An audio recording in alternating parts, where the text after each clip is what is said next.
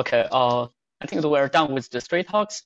But maybe we can do a small panel if the other speaker would like to participate in, like Vivian, and that Dingy. Do you want to also take this opportunity to interact a bit?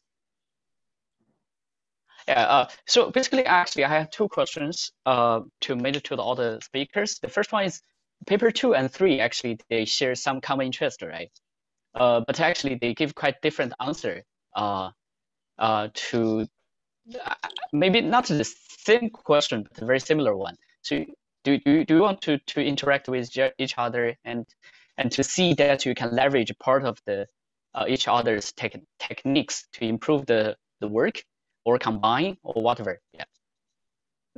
So I think one part that is a little different for us is that when we focus on oblivious storage, we focus on the ability to both read and write objects in our store, whereas it seems like if you're building a search index for like Wikipedia articles, you're right.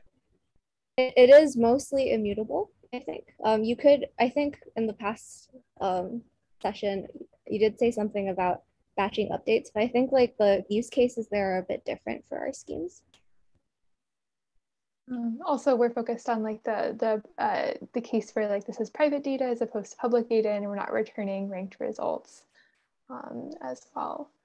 But I think, yeah, I think there are some interesting connections in terms of, I think both of us are looking at sort of taking these questions that seem really daunting in terms of retrieving things in an oblivious way, and sort of trying to make them actually practical to run for interesting applications. And so I think that's really interesting.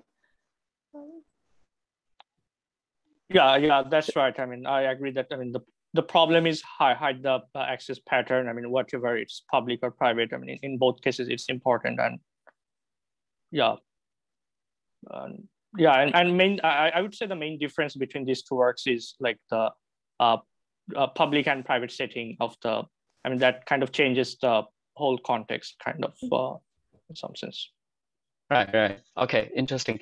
So the final question made to Dingqi, do you think that the two papers, they are very good use cases for your twin visor, like your confidential virtualization stuff? Oh, yes. And I think, for example, if for the cloud tenants want to run some maybe key value store and maybe secure database, they can use this oblivious query and to further protect, combined with some encrypted and integrity IO checking, we can enforce a better security to users' data.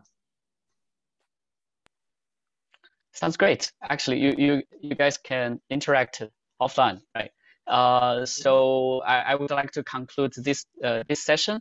I think this session is very good, and we have 3 very great talks. I learned a lot from all of you. I hope that you will continue your successful career.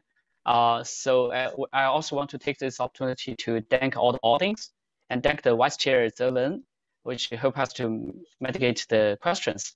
So see you guys. Hope you enjoy the rest of the SOSP. Bye-bye.